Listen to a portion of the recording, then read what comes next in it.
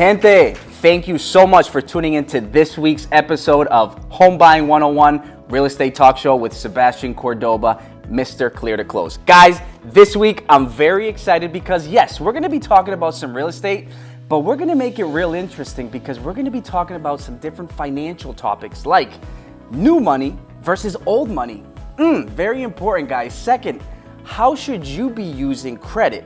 How should you take advantage and make credit work for you, right? But third topic, which is very important, is what kind of mindset should you have to get yourself financially ready to become wealthy, right?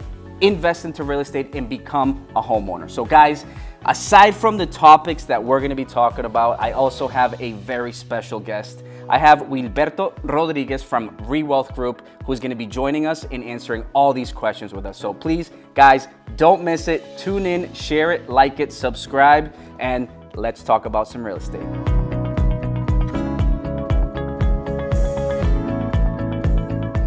Guys, so please, big round of applause. Take out the fireworks because give it up for my special guest, Wilberto Rodriguez from ReWealth Group. Please. Hello.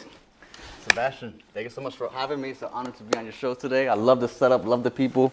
I love it. Love it, man. And thank you so much for coming. I know, we're busy. We're helping out the community. It's very important for us to come on here, educate, and share the knowledge and what we have in here, right? Yes. So, Wilberto, let's get right into it, right? Absolutely. So, let's go. Please tell me a little bit about yourself. What you do, where you're from. Talk to me, man.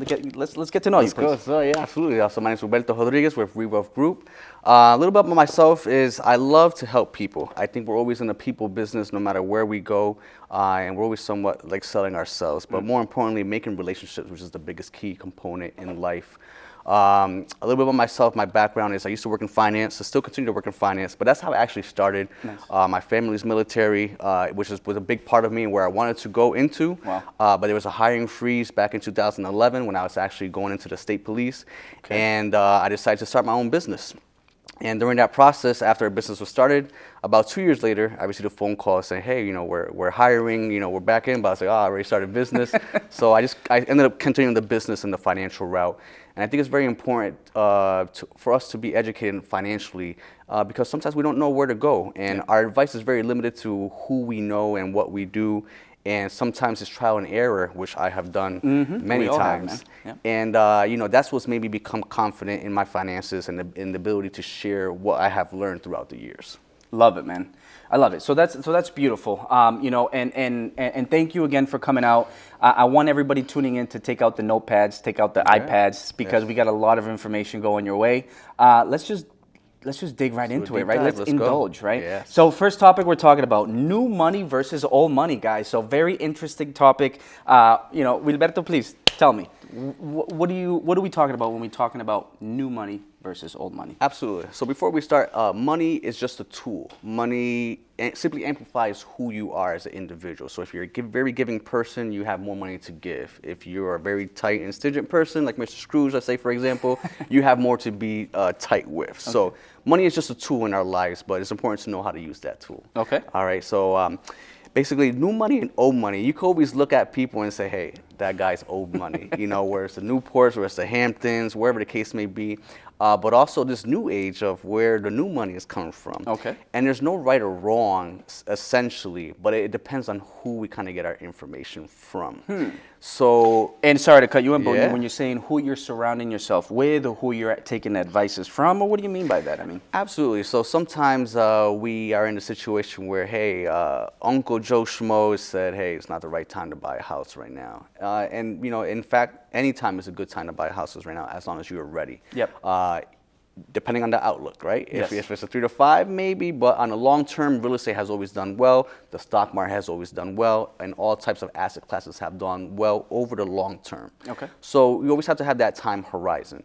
So, and who you surround yourself with is who you become. I like to be around players such as yourself, other people in the community, both statewide, regionally, internationally, right? Because these people have done it before me, and I want to learn from the best. Okay. As much information as I provide too, I don't always like to be the smartest person because I'm always learning. And I think you're always going to continually learn into that aspect. So who you surround yourself with is who you become. Okay. And that is in any kind of aspect in life. If you want to grow, you want to be around people who you aspire to be. Because sometimes we get comfortable in this level of life that doesn't allow us to get to this next level. Or sometimes we're scared because if we do jump to the next level, for example, now we're at square one, but at the next level. Okay. You know? So yeah, so that's very key, very important. Okay.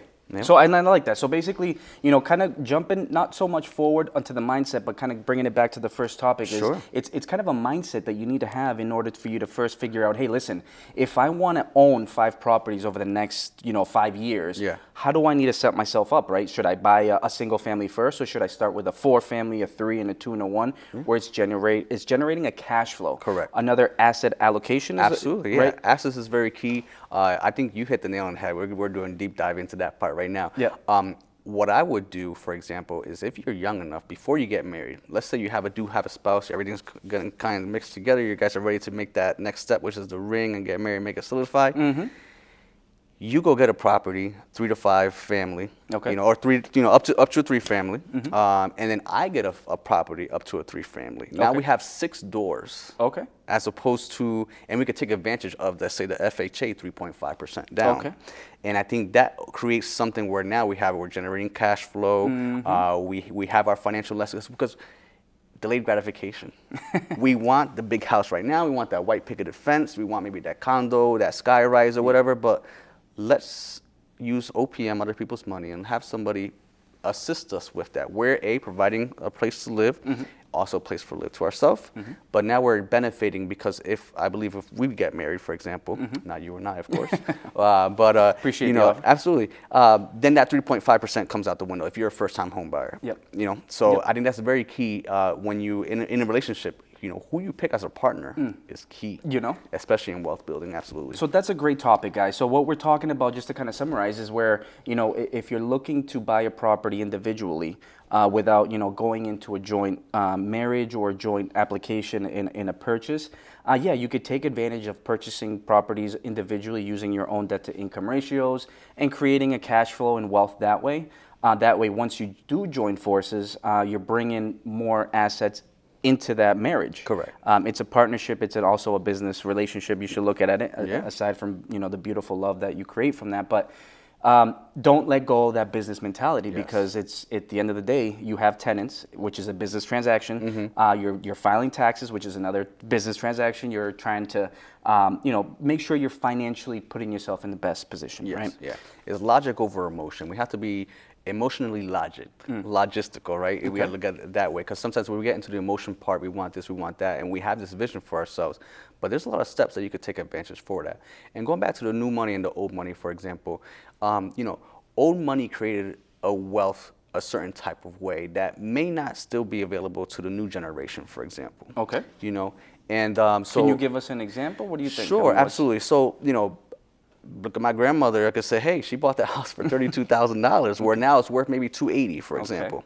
That doesn't exist right now, but maybe right now in the future stuff, we'll be like, hey, we bought that house for $280,000, and now it's worth $760,000. Okay. So we don't have essentially that's opportunities. And going back to the asset financial class, where the older generation, we worked in factories, we worked in mills, we had a pension that took care of us. Now that doesn't really exist unless if you're in a government or federal position.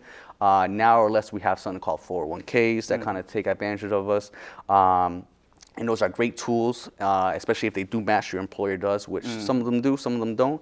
But a very key is that you got to take care of these fees that are hidden besides these 401k plans. So it's important as a new generation because there's new ways to make money. Okay. You got shows, you have social media. There's so much ways where you can make money, income, and buy assets right now. Okay. And the older generation, maybe they didn't have, they have that. But it wasn't more a sense where like, hey, we're buying stuff just to say, hey, come see us, look at us. Back then, they were building and they were thinking generations ahead. Sometimes I think the newer generation right now just thinks for that quick short-term weekend, and that's kind of where that mix-up comes in. And again, not wrong or right, no, because there's old money and they made it their way, and there's new money and we're making it this way. That's right. And so the fusion between the two and kind of seeing looking ahead, follow where the money goes. And you'll be able to see, okay, hey, it's a good time to invest in this. Maybe the Airbnbs are right. Maybe the churros are good. Maybe we don't care about loyalty reward programs with hotels, so that Airbnb now becomes a factor. Okay. You know, so there's all these different aspects, but we have to be open to the possibilities. And and that's amazing. So, Wilberto, what you're saying is, let's say the old money, they are thinking years ahead, but remember, they didn't have as many resources as what we do now. I mean, now everything's a click of a finger away. Yes. We can analyze this. We can have systems and different applications run these for us. Correct. So, for this old money to be able to be so well off, they did their homework really well. Absolutely. And I think that maybe the piece of it is, is this older generation able to now adapt to the new way of making money, or being able to now invest into the future long term of the next 50 years? Correct, yes. You know?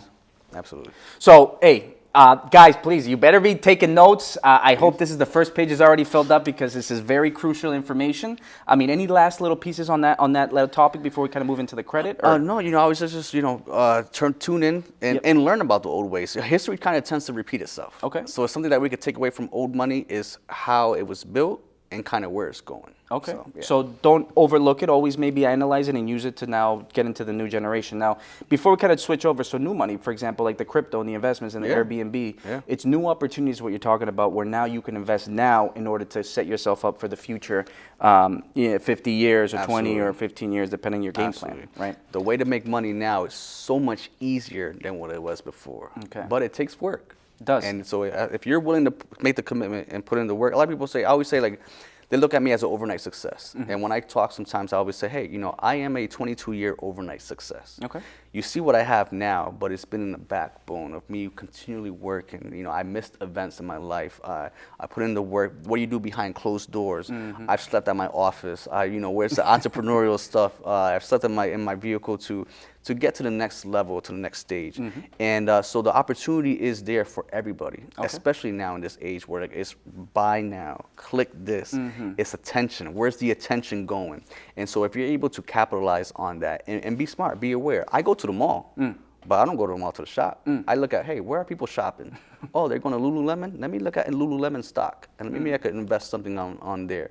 I look at where people are eating. We're in an economy right now where inflation is at an all-time high. It's coming down a little bit, but the restaurants are still full.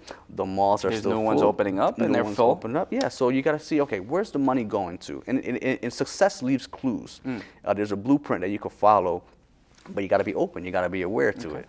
So. And have like-minded people, or maybe people who have been in that game or are successful enough to be able to share that knowledge. Yes. This isn't something that you're able to just kind of stumble across on Google. Correct. But if you do, you don't know if it's backable, right? So so that's amazing. So guys, before we're switching on, it's very important just to kind of summarize is, it's very important. There's no right or wrong, right? It's new money, old money. It's just everybody's making money. At the end of the day, it's just a matter of making yourself open your eyes, see the opportunities, and make a smart financial decision to see how you can make a smart investment for a long-term retirement driver. Yeah, like we're not after the money, we're after the opportunity of what money allows us to do, which is time and freedom. That's the main thing. Sure, money isn't important, but it's ranked up there with air and oxygen and health. Okay, it's up there. It's up there. It's almost absolutely. So you want to get to it, you want to amass it, and more importantly, you want to keep it and know how to manage it. Yeah. So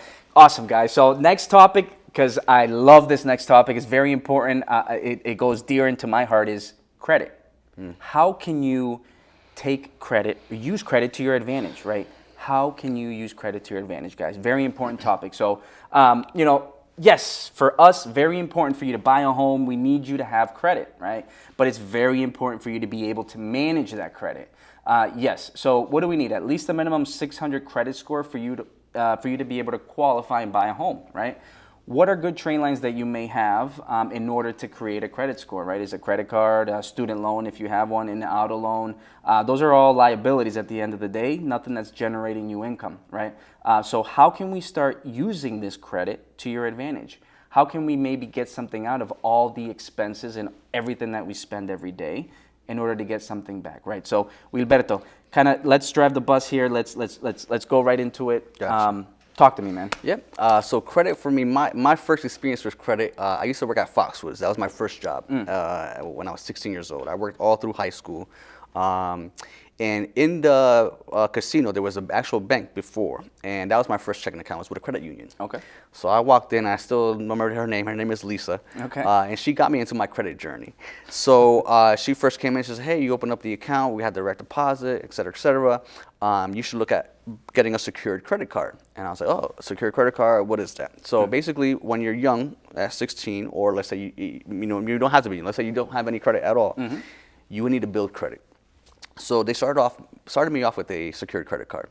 And what that is basically is that you put a deposit on a card, and then they report it to the 3 major credit bureaus. Okay. And then as you use it monthly, it reports, and after 6 months or so, as long as you paid on time and did everything well, they give you back your deposit, and now it turns it into an unsecured line. So I look at it as a gift card, right? It's preloaded, you use the gift card, then you pay it off, and now you have that money back. And she also opened up for me was a builder credit loan, which is the same thing, but just now in a loan format. So an installment loan. So you have a fixed monthly payment. Yep, and it's important to know, good thing, there's installment loans and there's credit cards. 2 of which report to the credit bureau, but 2 major important things. You could have $10,000 in credit cards and it's bad, but you could have $10,000 in installment loans and it's not bad, because the credit cards go into utilization ratio. Correct. Which we'll talk about later on. So once I learned that, I said, okay, cool. I got my money back and I started getting good credit. And you know how you got good credit when you start getting these little flyers in the mail. Discover sends you a flyer, Capital One, American Express, You're Chase. pre-approved. You're pre-approved, sign here, here's a numeration code.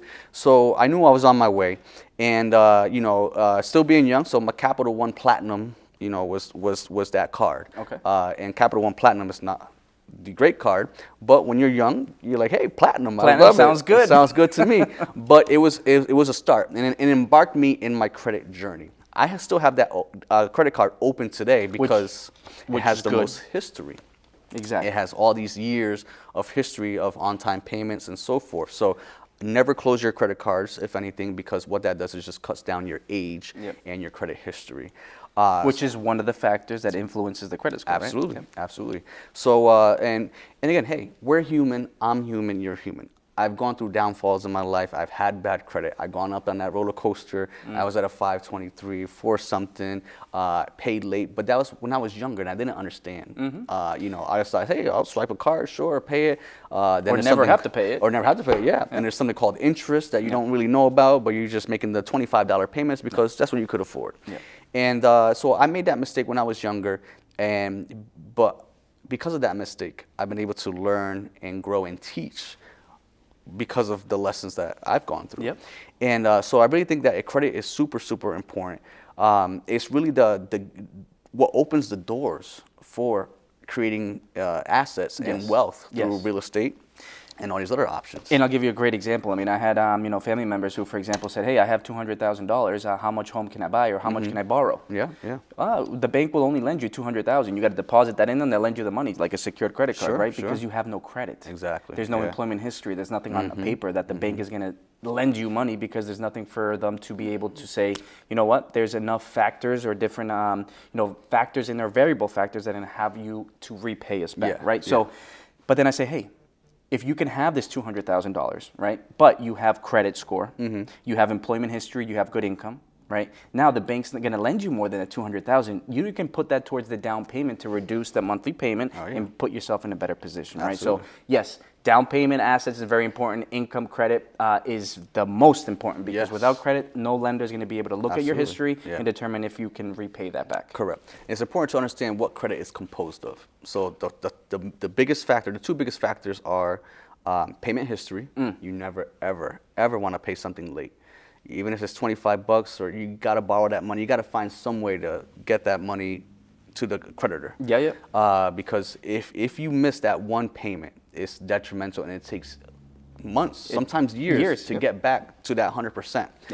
So you have payment history, you have utilization rate, right? So what does utilization mean? Just to explain it to everybody. Sure, absolutely. So for example, if you have $10,000 of available credit, let's just do two scenarios, right? So person A has 1 credit card, and it's a limit of $10,000. Okay.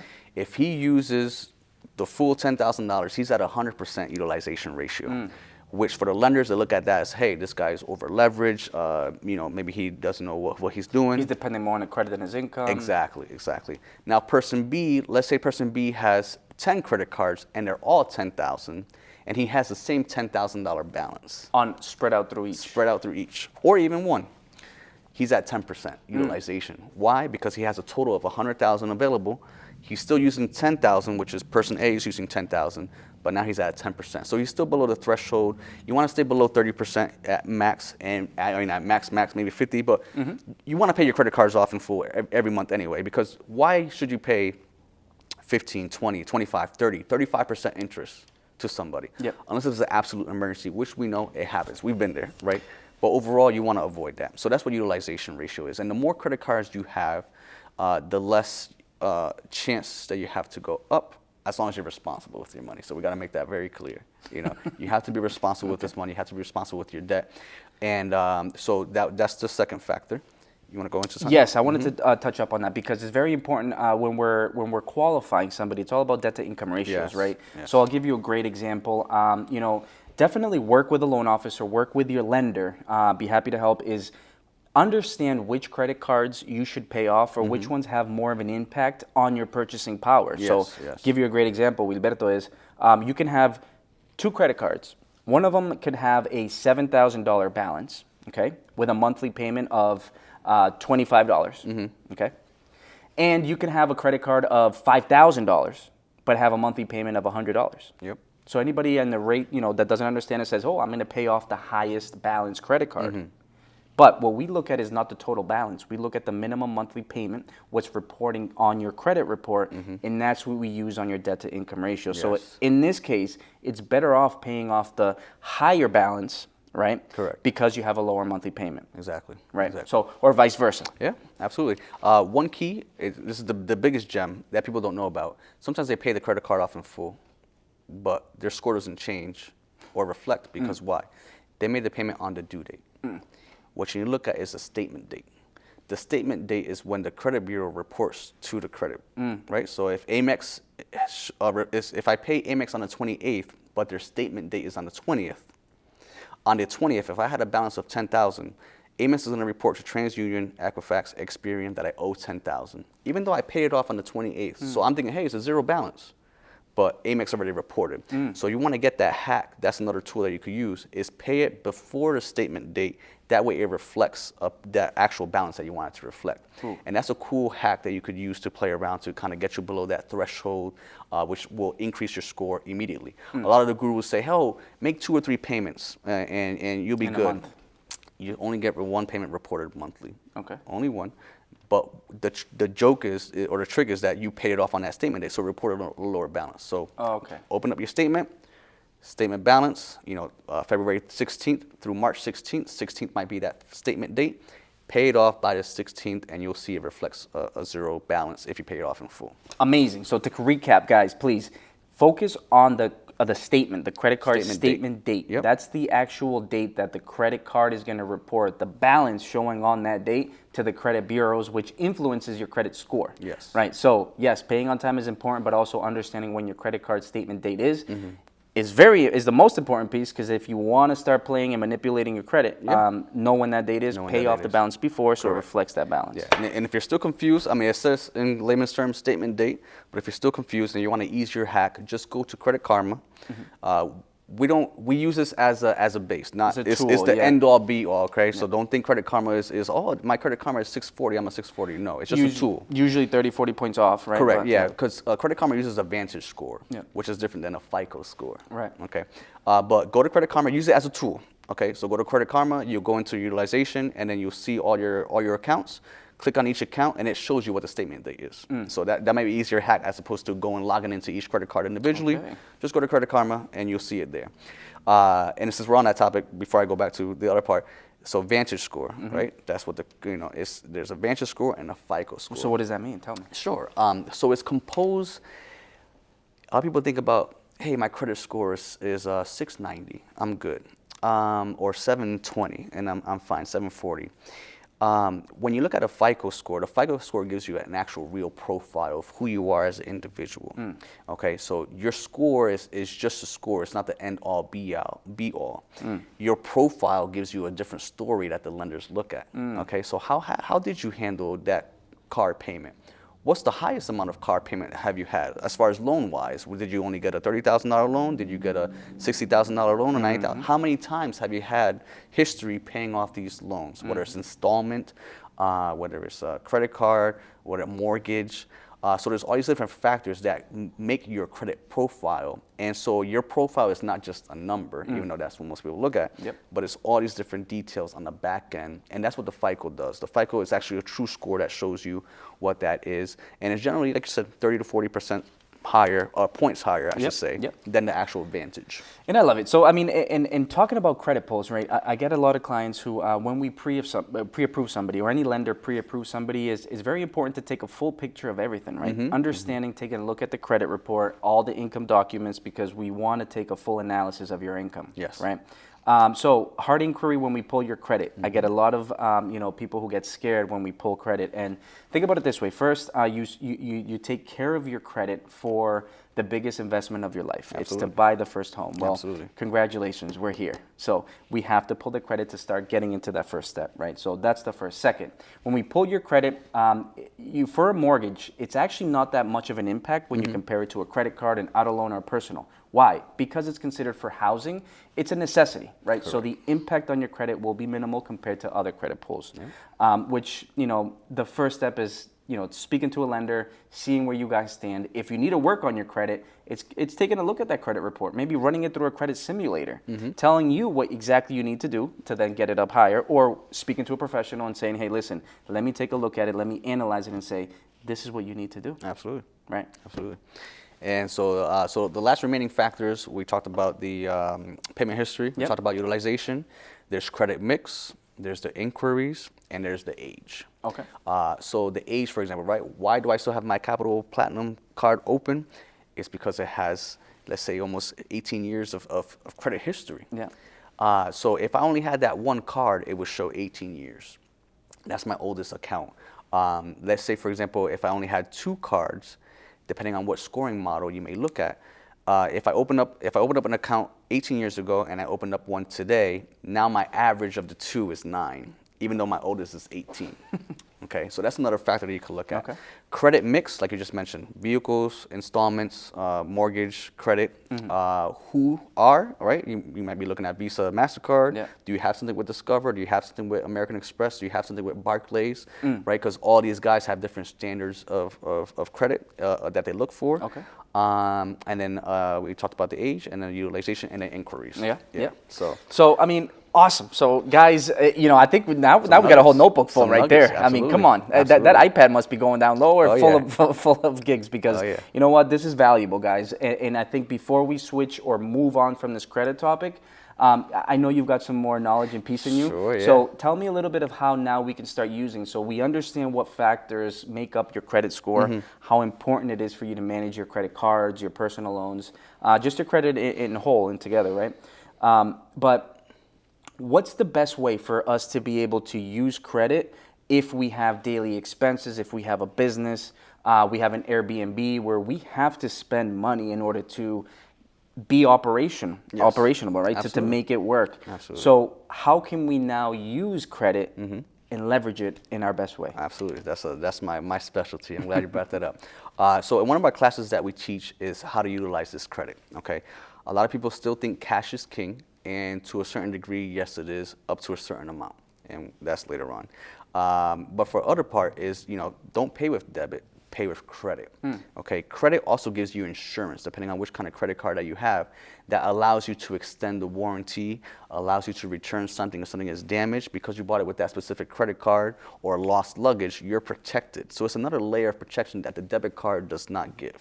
Okay, there's many credit cards that give you points, miles, cash back. There's 0% balance transfers, and so you want to learn how to play this game. There's rules to this. Okay. So let's start with 0% or balance transfer. Okay. We'll break that one down. We'll break them each of them down. A 0% means you're financing whatever amount on that card at 0 interest. Some of these could be 12 months, 18 months, 21 months. Some store cards also offer them, maybe Raymore Flanagan, you bought something, Best Buy, etc.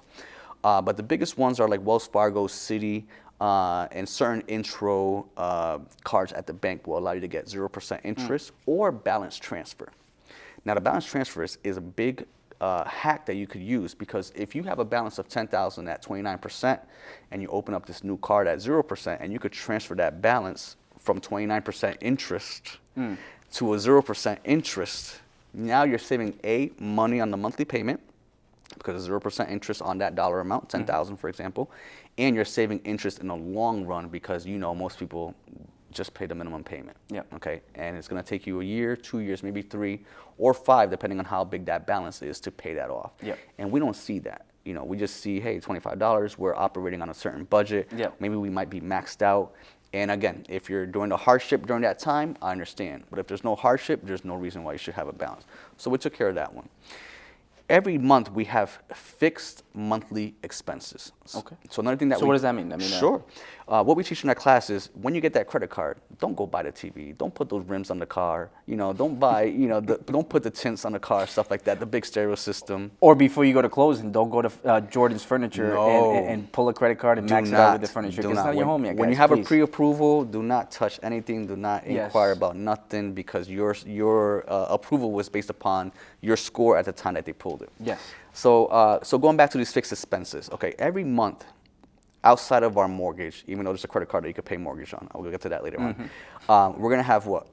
Car insurance. We're going to have gas, maybe maintenance. We're going to have food, some type of entertainment, our streaming things that we use, whether that's Hulu, Netflix, Amazon, Apple Play, our internet, our Comcast, and our cell phones. Okay, so those are fixed expenses, meaning they're not going to change, meaning they are a necessity to life, right? We need food, we need a housing, we need insurance, we need internet, stuff that's to operate. So usually those monthly expenses are not going to change. Now, instead of paying with a debit card, what you're going to do is pay with a credit card, so that you could get rewarded for your spending. The spending that you already are doing. Yes, you already have to do. I'm not saying, again, don't buy that Burberry coat, get that Rolex or the rims on the car. These are fixed monthly expenses that don't change. All you're doing is changing the method of how we pay. Instead of paying with the debit and getting no rewards, we're paying with the credit, and now we're taking the money that was already in the bank and paying off the credit card. Okay. So we got to make that distinction, because if you don't pay that off, it's not a win-win for you. That's right. Okay. So what that allows us to do is open up cards as your credit gets better. It exposes you to another realm of money making. Okay. I haven't paid for a flight in like 5, 6, 7 years. Okay. Hotels, stay in them for free. Why? I'm rewarded based upon my spending. And you don't have to be a business owner. You don't have to have a mega, company. As an individual, because we still have those expenses, right? Gas, food, utilities. Now I can utilize that JetBlue card, for example, and get paid in miles. Okay. So now my $2,000 that are fixed monthly expenses on the low end, some people might be $5,000, some people might be $1,500. So whatever your budget is, you'll know what that is. Okay. But let's just use an even $2,000, simple number. $2,000 a month. By 12 months, that's $24,000 a year that I have in expenses. Fixed monthly expenses. Clear that up. Fixed, that have to go out either way. They have to go out either way. Now what's happening is, on the low case base scenario, I'm now getting either 24,000 points or 24,000 miles, depending on which card I'm using. Okay. On a base case scenario, because some credit cards have multipliers, where, let's say you went shopping, they're going to 3 times the amount that you spent on groceries. On that location or this type of purchase. Restaurants or gas. Every credit card has their way. So you're going to find which one is the best for you. Maybe golfing. Absolutely, right? Absolutely. So now those 24,000 points, $1,000 turn into 24,000 points. Now, each of these credit cards, they have a promotion within the first 3 months. So let's say Barclays, JetBlue, or Southwest, or Delta, if you whatever preferred airline you want, specific airline credit card. Now, let's say, hey, you spend $1,000 within the first 90 days. We're gonna bonus you 80,000 points or 100,000 points. So I didn't do anything different than my normal lifestyle. I just changed how I was paying. Okay. So now I'm going to use my Delta credit card, or I'm going to use my JetBlue credit card, or my Southwest credit card. I already have $2,000 in fixed expenses anyway, so within the first month, I'm already going to qualify. I'm going to focus it more on this one. Correct. And I'm already going to qualify because my expenses are $2,000. They're saying, hey, spend $1,000 in 90 days. My monthly expenses are already $2,000. So you're winning already. So I'm already winning. I'm ahead. Now I got $80,000 points. On top of already the $24,000 at minimum that you would get spending at the end annually. of the year. Yep. Now I could travel for free. I could book a ticket with miles for me and my family. Okay. And if you're a family of 4, you know, that adds up. That adds up real quick. You know, so depends on where you're going. There's going to be different prices and different promotions that they run. So, you know, let's say 40,000 points to go to Florida or go to Santo Domingo or San Juan, Puerto Rico, or Colombia. You know what I'm saying? Yeah. For free. Why? Because all I did was just change the method of payment. Okay. Now, important, you need to pay off this credit card every month. Please. Very important. Because if you don't pay it off, then it wasn't for free. Because after the intro period, they're going to charge you 29%. And I always say, it doesn't matter what your interest rate is because you're going to pay off that card every month. But now if you don't pay off that credit now the interest rate really does matter. So that's one of them. That's your travel credit card. So that's good. So what you're saying is, yeah, also make sure you execute, right? Absolutely. Not only just now getting yourself into a hole, because you could potentially get yourself into a really quick hole. Yes. But just be disciplined enough to say, hey, Absolutely. this is my expenditures. This is what I have to pay. I'm Absolutely. not, gonna, not pay. Correct. So there's cash back ones. Those are ones that give you cash back. So the best one, in my opinion, is Discover. It gives you 5%. What they do is that in the first year, they match whatever you spent in cash back. The whole year? The whole year. So, let's say you did $1,000 in cash back money. At the end of the anniversary year, they're going to give you another $1,000 as a bonus. Okay. That's for your first year. So that's your cash back one that I love. JetBlue, for example, they give you anniversary points. There's always this little perk that they give after every anniversary. Let's talk about points now, like Chase Sapphire Reserve, American Express Platinum, American Express Gold. These give you points, big points, mega bonuses. In hotels, I forgot about that one. Marriott, for example, or Hilton. Hilton is through American Express. Marriott is through Chase. Okay. Same thing, right? We traveled. Now we got that credit card to travel. Now we need a place to stay. Let's get that Marriott Bonvoy credit card. Part of the traveling expense. Exactly. And now, same thing. I did my promotion of $3,000. You know, the hotel one or the points ones are usually a bit more than the miles one. Okay. So you got to spend a little more. I got to spend a little bit more, but I'm already spending it again anyway. If you're you're taking care of this, you're not going crazy. Correct. This is what you're in your budgeting for. This is what you're budgeting. So those, again, there's basic cards, mid-tier, and premier. So now those big premier ones, for example, the Platinum, the Gold, the Chase Sapphire Reserve. Now they require you to spend a little bit more. So let's say that intro is $5,000 within the first 90 days. Again, if I'm spending $2,000 a month without doing anything different, by the third month I'll meet that criteria spend, and they give big bonuses. They give like 150,000 points. Okay. 550,000. 150,000. 150,000. Yeah. All Which right. is I was still asking big. for a little more. Come on. You know, hey, I'll bring that up to Chase. I'll let them know. What do I sign? Put a note. So now, the difference between that credit card is that credit card allows you to use anywhere. Okay. So the Marriott one is for Marriott hotels, which is, it composes of their umbrella chain. Same thing with the Hilton one. But the Sapphire Reserve and the Amex ones, you could use these points for anything. Okay. You could book travel. You could book restaurants. You could use that for cash back. You could buy gift cards. So you're not limited. Transferable It's points. transferable, yeah. You're not limited to the dedicated Delta credit card or the JetBlue credit card. Well, you got to travel with them. Correct. And so one thing that I want to get out of the way is what people kind of have the resistance on is the annual fee. Okay. So convince me why I should consider or pay an annual fee. I mean, an annual fee? Annual fee, Mr. You want me to pay Cordova. an annual fee? Wilberto, please. I absolutely would Sell love me on for this, you please. to pay this fee. Why? Because the benefits outweigh that fee. Let's go back to the JetBlue one. JetBlue has 2 cards, the regular and the Plus. Okay. The Plus is a $99 annual fee. Okay. However, you as the credit card owner, anybody that's on your itinerary will get some free luggage. Okay. And now if in this time of age, you got to pay $30, $35 for your maleta, which is your luggage, right? It's not free anymore. It's not included. Okay. So that's an additional $30 one way. $30 one way, $30 a second way. Just to recap, these are just sample numbers. We're just shoot numbers out Absolutely. So as a family of 4 or 2 or 3 or anybody in that itinerary, I'll give you the example too. Anybody in that itinerary is going to get the same benefits as you. So now you just save $60. Your wife just pays $60, and your daughter just saves $60 on just fees for luggage. So that makes up for the for a $99 annual fee. And you got the points. So sometimes what do these flights cost? $300, $400, $500. You just got 3, 4 free flights out of that. So that's how you get over that hump of the annual fee. Okay. Now a platinum is a higher fee. Platinum is like $695. Okay. So that's a big sell. But same process. As an American Express Platinum, they give you something called Clear. They reimburse you for that.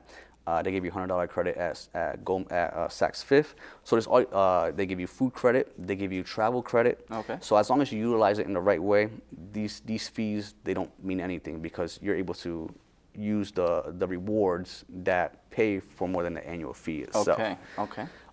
Now, let's say you do try this credit card out and you don't like it. You say, hey, you know what? I don't want to do the $60.95. Don't close the account.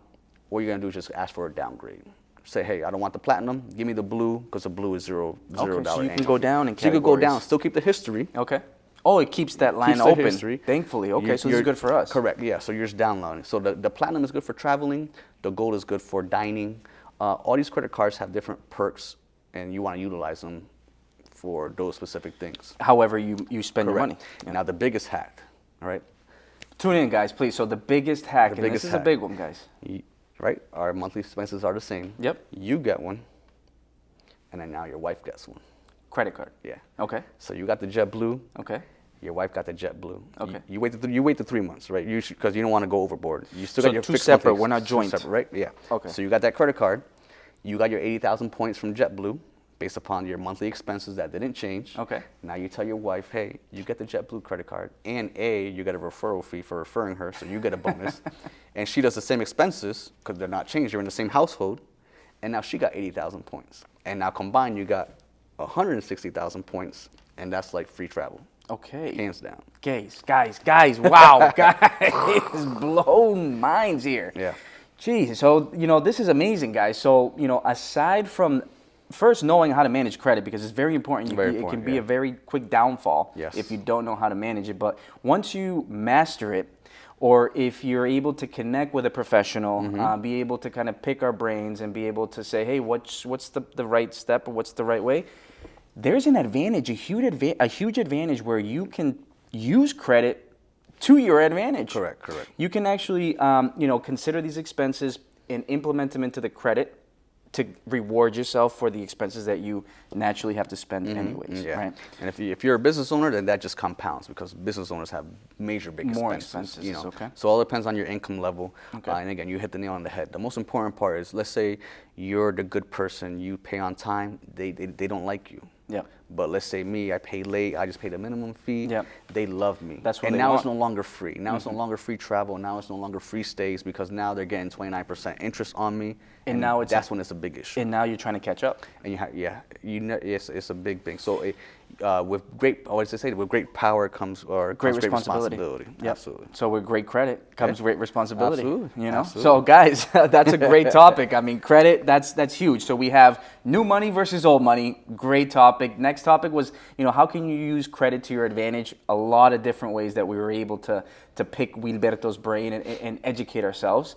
But just to touch on the last topic briefly is mindset, right? Because I think what we just spoke about, having the mindset to either make money in the old way or the new way and knowing how to manage credit, you've got to be disciplined. You have to have a good mindset and a good resources around you to be able to lean on, ask questions, and be able to take advice on to propel you into the right path, right? So quickly, what kind of mindset do you advise us? What's kind of the best way that somebody should be thinking about while they're in the process of wanting to become financially independent? Sure.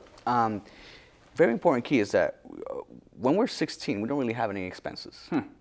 I remember those days. Right? Yeah. Man, I love those days. Just 2 years ago? Yeah, right? So if the earlier on you're able to learn this, the more easier it becomes.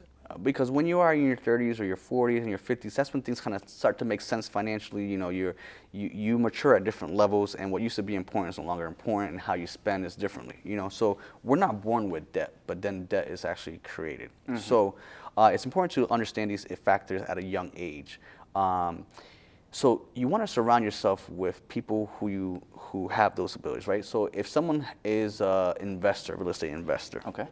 and they have, you know, let's say 30 doors or 50 doors, you know, you want to be that person. You want to get around that individual and say, hey, how you do it? What I found with wealth is those that do have it, they want to share it. They want to share how they did it, especially those that came from nothing, especially those guys. Yes. And those are your mentors. And I've had many mentors in my life. Me too. And I will continue to have mentors and be a mentor myself, because that's how I got into this position in my life. And so you want to get around those individuals, and they're going to tell you, right? I'm sorry, Uncle Joe. You know, I appreciate your advice. You told me not to buy a house right now, but you know, Billy, he just signed a 30 apartment contract. You know, Yeah. and that's big, right? We could just say, hey, this person bought a three decker, right? And he has a portfolio of 10 triple deckers Of units, right? Absolutely. So each door, it matters. Yes. Each door is important, and you want to get as many doors as you can. There's different ways to create wealth. Okay. Okay. So we look at, again, going back to old money or new money. Real estate will still be key. Real estate and investments, the stock market, is still a key, crucial component of wealth building. Okay. Okay. Same thing with being an entrepreneur, starting a business, and at the end of the day, it kind of still trickles down to where? Real estate. We need a place to live, just a place to eat, Place to work out a of. place to work, everywhere. Airbnb, to travel, vacation. So real estate will always be the number one. And what I tell people is just be careful who you get advice from. There's no wrong or right way, just where you want to go. So that's why you have to have that mindset, first of all. So let's just break down real estate, for example. There's a flipper, right? Maybe there's a wholesaler, and maybe there's that person that says, hey, we buy and hold. None of them are wrong.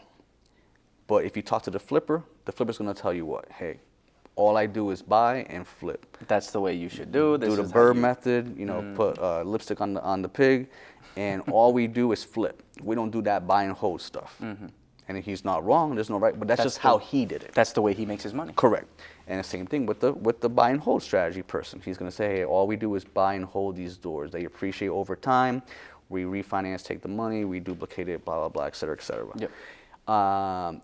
And those people will say, hey, we don't do the stock market at all. Why? Because that's their specialty. Yep. What you want to have is a well-diversified portfolio. You want to have a little bit of everything. You want to have some money in the market. Right now, the market is tanking. It's on its way down. We're essentially in a bear market. But that's where the most money is made, right?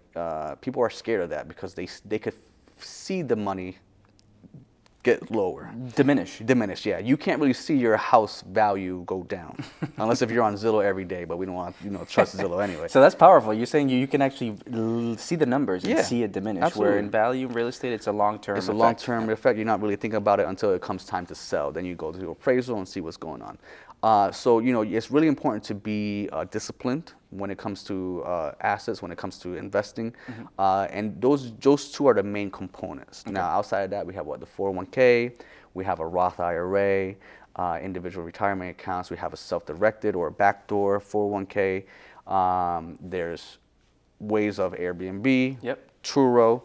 Alternative assets such as collectibles like Picasso's, paintings, high-end jewelry, exotic vehicles or old vehicles. So it's sorry to cut in there, but so for example, I'll give you a great example.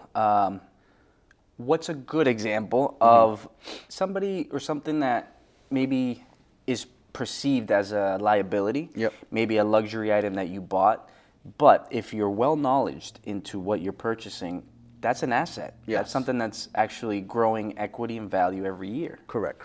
So assets, let's make that distinction then too, just for the viewers. Assets puts money in your pocket or enlarges your net worth. Liabilities takes away from you. You could come to the argument of your own house might be a liability because you're not getting any money from it, but at the same time, you're getting some assets. So a lot of those uncoverables, like we said, for high-end jewelry, let's say Rolex, for example. We say Rolex is one of the most popular timepieces that everybody's well aware of. If you go to the store today and try to get a Rolex, you can't. Okay, the wait list is out the door. Okay, but if you're fortunate enough to get a Rolex, specific pieces, by the way, and you walk out that store with, let's say, a stainless steel white face Daytona, or a Pepsi, or a Batman, a Submariner or a GMT. When you walk out that door, you just doubled or tripled in value, depending on which one that you got. So, compared to, let's say you buy a vehicle. Yes. And you drive off that lot. Yes. That depreciates. As soon as you turn on that key and you drive and you put a mile on that car, it's no longer a new car. It's used, and you're going to get maybe KBB value. Hold on a second. So you're telling me I bought a brand new car, I'm driving off the lot, and it depreciates that quickly? Sure, absolutely. Again, now it depends on the car. No, right? but the majority. But the majority, Yes, 90%, 95% of those cars, and you turn on that key, everybody wants to flex. I haven't bought a new car since 2005. Okay. I buy CPO, or I rock the wheels off the one I had. The last car that I had, which was my S550 that unfortunately I crashed, had 268,000 miles on that car. A Mercedes-Benz had that many miles, but you maintained it. It's a vehicle. Did all the work at the service, and guess what? Unfortunately, I did total it. I totaled it at the height of when the cars were doing with good. The whole pandemic. And I got a $38,000 check for that car. Okay. We shouldn't have no reason, no business getting that much money for that car. But that's a car. So for example, and that's in a rare case. Exactly. But that car brand new was like 120. Okay. So obviously it depreciated. But for the general public. Or for example, now let's look at the watch. You buy a watch that's worth this amount of money. Yes. Does it go down once you walk out the store? It doesn't go down. No. So specifically, so let's say Rolex, for example. We can't say, hey, I'm going to go buy a Casio and get the same result. No. That Daytona right now sells, and the Rolex just did a release 2 days ago. Sorry. Yeah. Okay. Every year in end of March, they send out their new releases. What watches are coming in, what watches are being discontinued. Okay. And that's what creates that demand, right? You can no longer get this watch, right? Okay. Supply and demand. We know that game, right? Yep. Why did the values of the houses increase? There was too much supply, or too much demand, and not enough supply. Right now, what we're living in is there's a shortage of supply. Absolutely. There's a high demand, which isn't causing the prices to go down. It's causing the prices to go up. Exactly. So Rolex only makes a fixed amount of watches annually, and every year they have a price increase. Every year. So that Daytona, for example, stainless steel with the white face, is $15,150, for example, right now. Yep. A couple years ago, maybe 5 years ago, it was $12,500. $12,500. Yeah, now it's at $15,000. If you're able to get that watch and you walk out that door with that watch right now is selling for $36,000 on the secondary. Okay. So you just doubled in some change on that. That's great news. Yeah, but how would you know that? You have to surround yourself with the right people, have this mindset, and understand how this works. Because the average person might be thinking, hey, what did the Kardashians do? What's the trending Netflix show? And if that's where our attention is, then we're not really only piece of knowledge that we're getting. Correct. Then we're not really focused on building wealth, and because that is taking too much of our time. So you want to surround yourself with these right people. Again, going back to the mindset, who can I replicate or duplicate that I want to be like? So if I want to be like Cordoba, hey, dress real nice. I have to, save at least 10% of my income and put it away and build up my emergency fund. Be successful, man. Be successful. And one thing is, so my father, a great advice that he always gave me, he said, you want to be successful, you hang around successful people. Yeah. Success leaves clues. Yeah. There's a blueprint, and they didn't get there by mistake. When you talk about success, for example, everybody's self-made, but only the successful admit it. Right? So we're all a product of our decisions. We're a product of who we hang around with.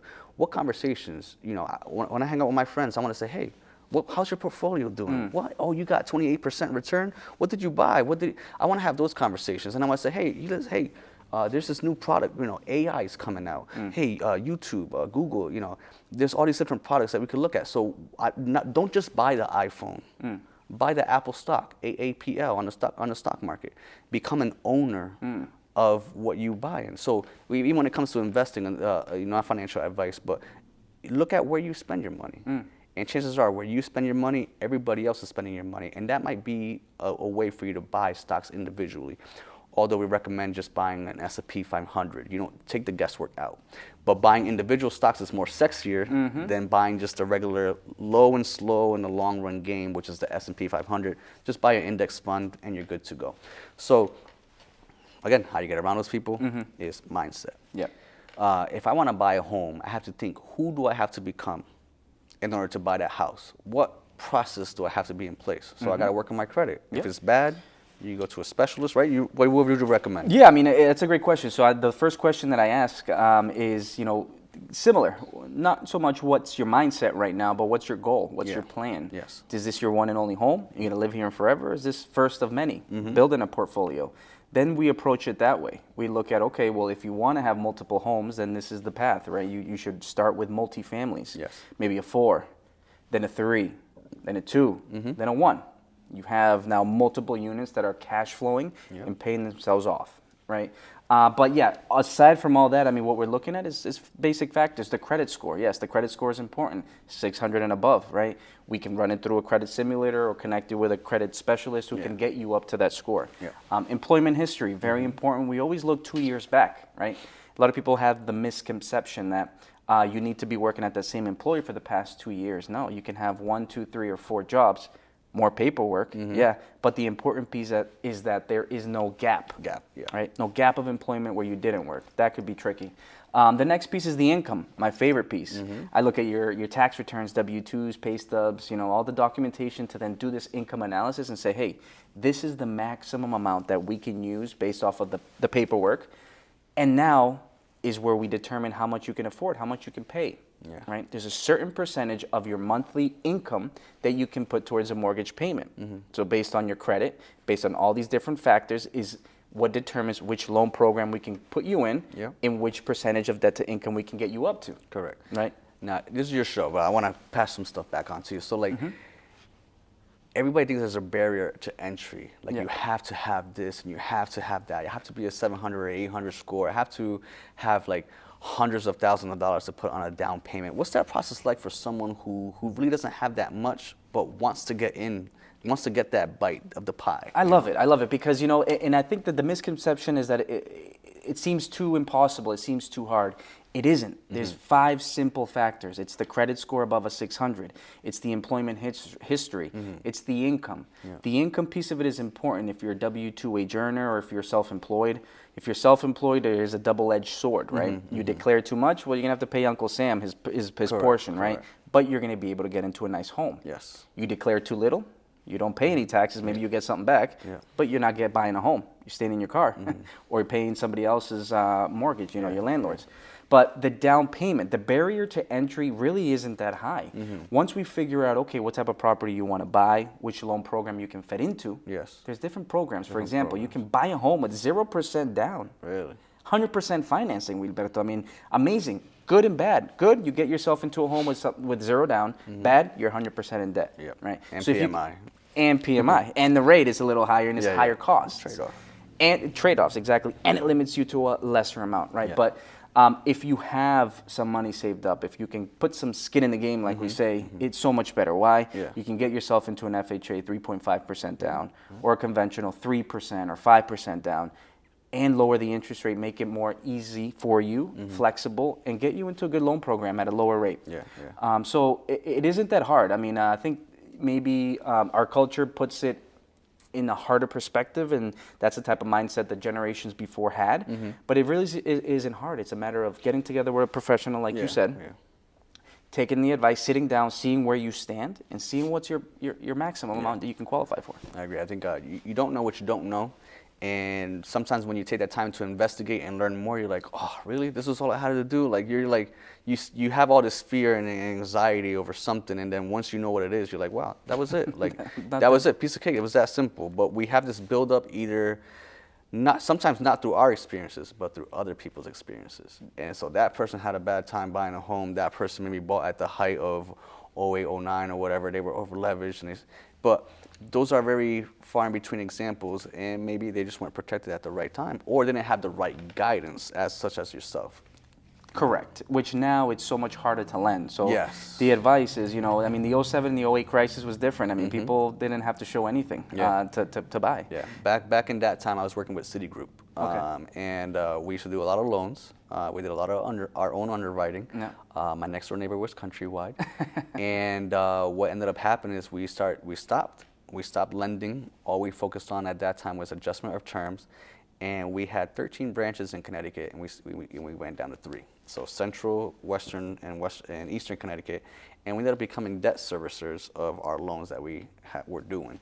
But that was a crazy period. I don't think it'll be as that bad. Now we have like a little banking crisis right now. But you know, again, history kind of repeats itself. But those requirements are now in place because of what happened back then. So it's not as easy to do what happened. Exactly. So now, I mean, the only thing I'm not asking for is your blood, your hair, or your nails, right? I'm asking for every document that I need in order, you know, to make sure. Think about it. I'm making a good investment. So, for example, think about it if you were to lend me money, right? If you're putting your own money that you've worked very hard for and letting somebody borrow it, wouldn't you want to know everything about them? Correct. The credit, what's their capability of paying back? What's their history of paying? You know. Think about it that way. It's an investment, same way. So for you to be most attractive in the factors that we spoke about, credit, employment history, and all that good stuff, that's the first step, is just figuring out what you need. And then from there, well, where do you stand? Or what do I need to work on? How does it make you feel when you get that, for that first time home buyer? How does that make you feel that you facilitated that transaction? You were able to put them in their home, maybe, you know, complete the American dream per se. You know, how does that make you feel on the back end? Man, I love it, man. That's why I do it, right? It's a very stressful job, what we do, the numbers and the crunching, and now we're dealing with all parties, and we're driving the bus. We got to make sure this deal gets to the closing table. So it's very stressful, but the most satisfying piece of it is at the closing table, or when we get that clear to close, and I get that notification, I can call you and say, hey, listen, you are clear to close. We can bring you to the closing table. That's the best feeling, because now that hard effort, all that hard work, all that stress that the clients have also been through, because it's a stressful process, it all comes to light, right? It's all worth it. And yes, we make some good money. It's lucrative at what we do. It costs, and you know, it's great. But it feels just as good for a family member to say, thank you, Sebastian. You were able to put me and my family into this beautiful home and change my life. That is just as good as any dollar that I think anybody could earn. Absolutely. So that's powerful. How did Mr. Clear to Close come about? I was always interested in that story. You know, so Mr. Clear to Close came is because, you know, all the realtors, and whenever you're in the middle of a transaction, whenever you hear clear to close, that means that everybody's getting paid. It means that the bank has cleared every condition, and that they have no more requirements from the borrower, from the lender, or from the property, the seller, that they are ready to dish out the money, to wire the money and get you to the closing table. So for me, I said, well, how good does it feel to tell somebody that you're clear to close? Feels just as good as saying I'm Mr. Clear to Close. Mr. Clear to Close. I love it. I love it. Amazing. But no, Wilberto, I appreciate the questions, man, because it's good, and I think that everybody was able to take some very good knowledge out of this. New money, old money, how you can take credit to your advantage. But then most important is the mindset. What kind of mindset should you have in order to get yourself into financial independence, right? Yes, absolutely. Now, before we let these beautiful listeners go, and these people that have been tuned in and listening, you know, what's a last piece of knowledge, something that you want to leave us with, right? But more importantly, Wilberto, what's the best way for all these beautiful people to get a hold of you and reach out to you? Sure, absolutely. So they can reach out to me. I'm at ReWealth Group on all social platforms. You can catch me at ReWealthGroup.com. The best piece of advice that I would give is, I don't want you to be scared to take a chance. We live and learn. I'm successful because I've had many failures in my life. And once you embrace that, that goes in every aspect, not just financially, but in your day-to-day life, spiritually, emotionally, with your relationship with your partner. So take that chance, educated risk as well as you could take, but don't be afraid to make the mistakes. Time is gonna keep on going by, and that's something that you can't get back, which is time. So utilize the wealth building. Don't be afraid of it, and don't put a meaning on it that is not attached to it. You know, we might be afraid of wealth because we might have had bad experiences with someone who might be rich or might be poor. In fact, the people who I know have been at the lowest in their lives and made something of themselves and been able to do so much and bless people with the money that they've done. So use money as a tool. That's literally what it is. Use it the correct way. If you feel yourself in a area where you're struggling, or you might be reaching out some kind of hardship, reach out, talk to somebody, seek a professional that they can help you and save you before you get to that last piece that you're running out of dollar, that dollar amount. So don't be afraid, take the chance, seek help. Money is taboo, but it doesn't have to be. And get around like-minded people who share your passion, who are there where you want to be, and pick their brains. I can guarantee you that these individuals will help you, and they will be more than happy to teach you all they know or direct you to someone who they know that can help you. Awesome. Yeah. Awesome. Really. Muchísimas gracias, man. Thank you so much. Guys, I appreciate it. I'm so confident that you guys took so much out of this. So again, please like it, subscribe it, comment below, reach out with any questions. And again, guys, thank you for tuning in. I'll see you guys next week.